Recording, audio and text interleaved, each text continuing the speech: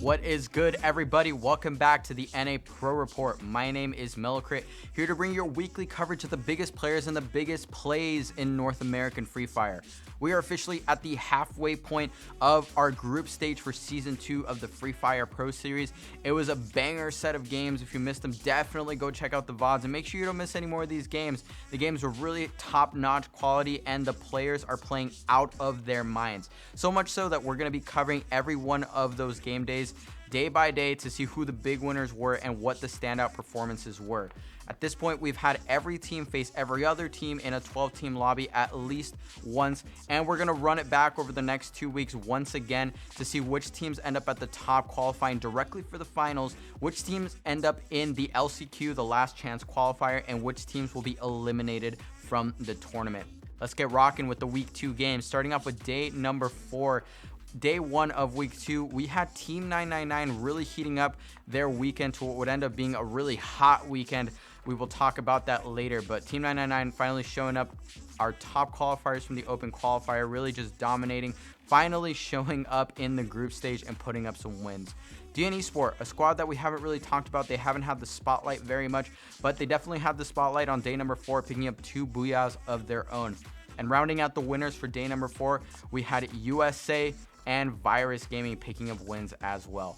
Now for day number 5, it was definitely not as varied in terms of winners because Fuego and Atomic split the Booyahs right down the middle, 3-3. They split the wins on Bermuda.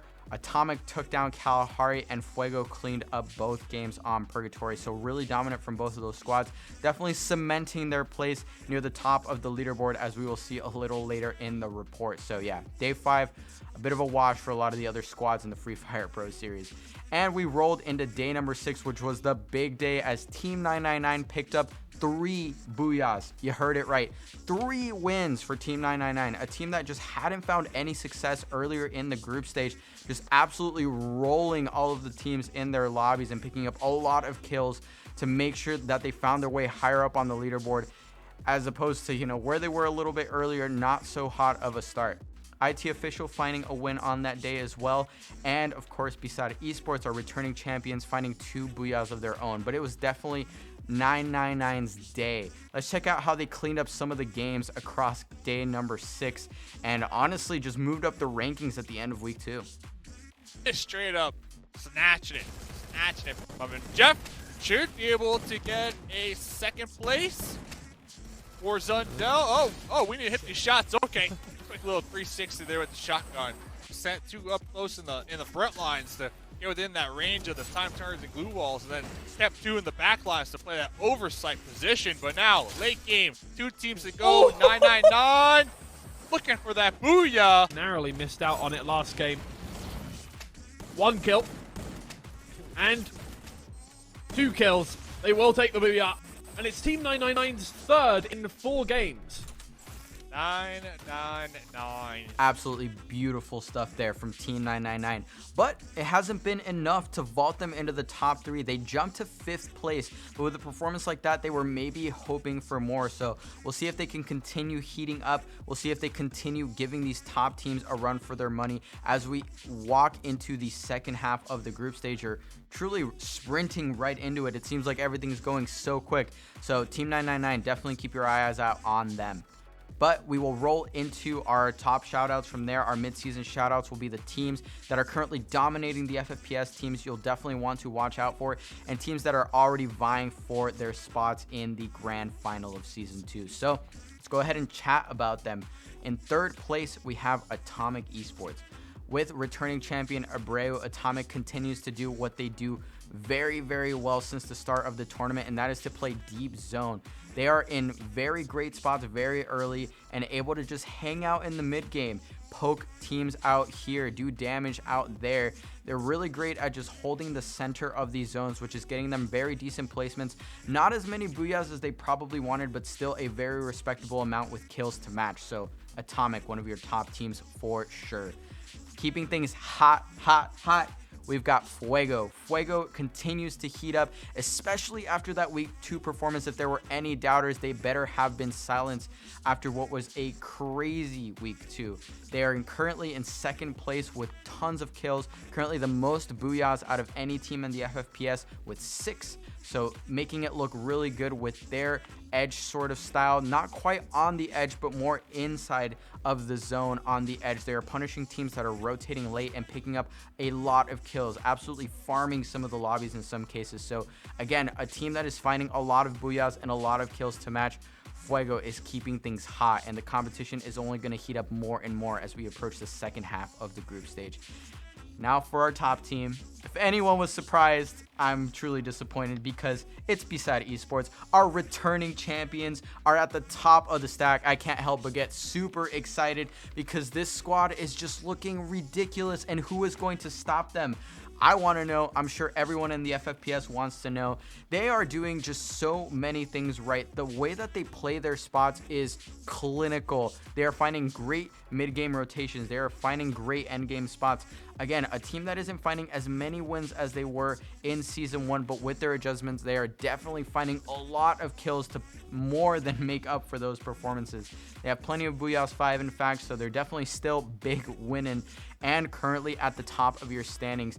Pretty much throughout every single week so far that we've had in the FFPS, they've just been very dominant. They were at the top during week 1, at the end of week 1, and they are still on top at the end of week 2. So is anyone going to take them down? Where are the Titan Slayers that we need to see Beside get taken down a peg or two?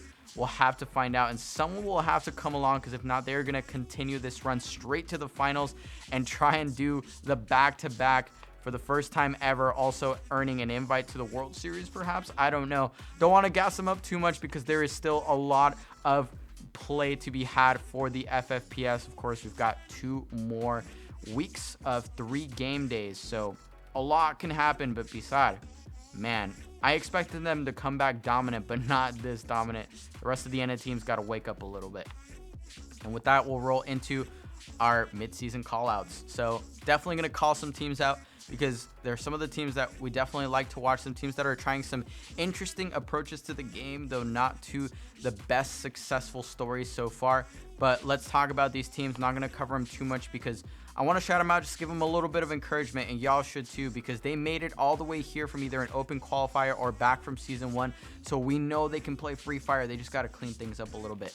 Got Big Drip at the very bottom, Brothers YT right above them, OG Wipe Gang, and unfortunately SKB Esports are returners from Season 1. All of these teams have things that they can do differently, a lot of them having to do with drop spots. Definitely Brothers YT taking this strange approach to dropping Blue Zone, which we've seen work for squads like R15, but they are not making it look as good and often losing these contests. In fact, losing contests has been one of the biggest punishments that these teams at the bottom have suffered. So they definitely need to fix their gameplay a little bit. They need to take a different approach to the whole thing, and I can definitely see this team succeeding.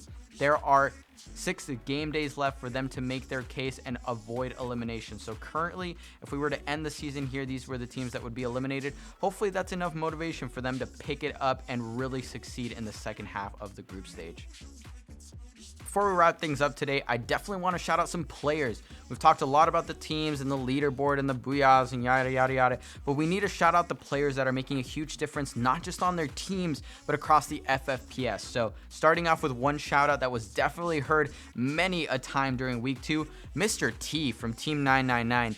Beautiful performance to really kickstart Team 999's road to success, hopefully for the rest of the season, and bringing back the entire team from the brink of death multiple times in week 2. The team was down to just one person, often Mr. T, but they were able to use the revival points to pick up the whole team and either top 3 the lobby or in many instances actually outright win it. So great recovery potential and a lot of it off the back of Mr. T.